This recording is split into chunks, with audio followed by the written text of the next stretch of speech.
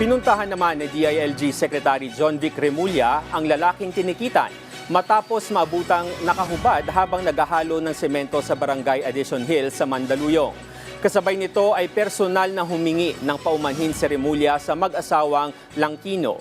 Lumalabas na nagpapatiles pala ng kanilang bahay ang mag-asawa nang nangyari ang insidente. Dahil dito sinagot na ni Remulla ang pagpapatiles ng kanilang bahay, binalik din ng kalihim ang 500 pesos na binayad sa ticket ng lalaki. Nauna nang humingi ng dispensa si Remulla at inamin ang naging pagkukulang kaugnay ng insidente. Kasalanan ko kasi hindi ko na klaro sa kanila kung ano talaga ang mga patakaran. Siyempre, alam ko naman yung kapababi, mainit, magtatalaga na yung susunod. Kaya siyempre, ganado mga bata natin eh. Ganado masyado. Kaya sabi ko, sige na. Dala yan ng mga pulis na gusto talagang push yung natakaran namin.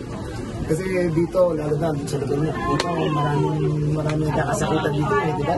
Para naman sa lahat yan eh, hindi naman para sa...